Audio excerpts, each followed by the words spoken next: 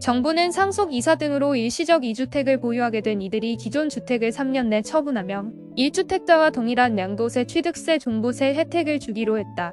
그리고 이사나 상속 등으로 일시적 2주택자가 된 사람은 3년 내 기존 주택을 팔면 1주택자에게 주어지는 각종 세금 혜택을 받을 수 있다. 최근 부동산 거래 절벽 상황에서 기존 주택 처분에 어려움을 겪는 이들이 늘어나자 시장 충격을 줄이기 위해 마련된 대책이다. 이번 조치는 12일부터 적용됐다.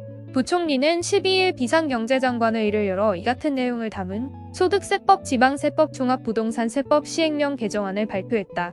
부총리는 부동산 시장 거래 부진이 장기화하며 종전주택 매도 의사가 분명한데도 2년 내에 처분하지 못할 우려가 지속적으로 확산됐다며 일시적으로 2주택자가 되신 분들이 과도한 어려움을 겪지 않도록 종전주택 처분 기한을 지역에 관계없이 3년으로 연장하기로 했다고 밝혔다. 일시적 2주택자의 과세 특례는 이사 등으로 어쩔 수 없이 2주택자가 된 사람이 일정 기간 안에 기존 주택을 처분하면 1주택자로 간주해 세금 혜택을 주는 제도다. 양도소득세와 취득세, 종합부동산세에 두루 적용된다. 기한 내에 처분하면 양도세는 시가 12억 원까지 비과세를 적용하고 최대 80%의 장기보유 특별공제 혜택을 준다. 취득세는 최대 8%의 중과세율 대신 1에서 3%의 기본세율을 적용한다. 기존에는 양도세와 취득세의 경우 기존 주택과 신규 주택 모두 조정지역에 있으며 2년 내에 기존 주택을 처분해야 세제 혜택을 줬다.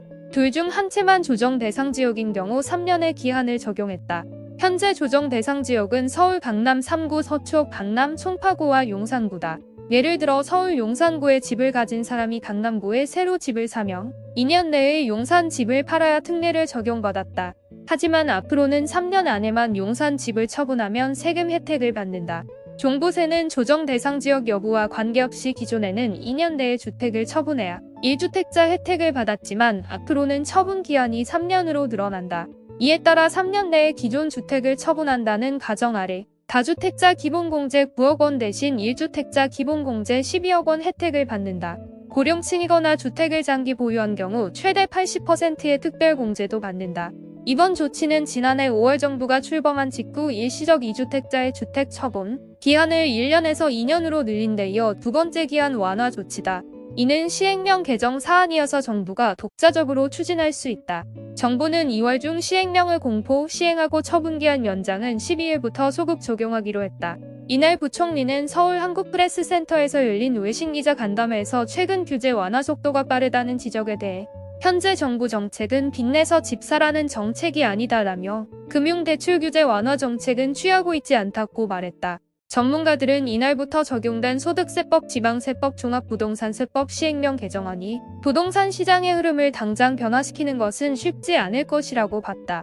또한 현재 금리가 계속 오르는데 경기도 안 좋은 상황이라 집값 하락세가 이어지고 있기 때문에 수요자 입장에선 급할 것이 없다면서도 정부 기조 자체가 2주택자까지는 규제를 풀겠다는 것인 만큼 세금 부담 등으로 주택을 팔려던 다주택자들이 결정을 미루면서 가격 낙폭을 둔화시키는 효과는 볼 수 있다고 설명했다.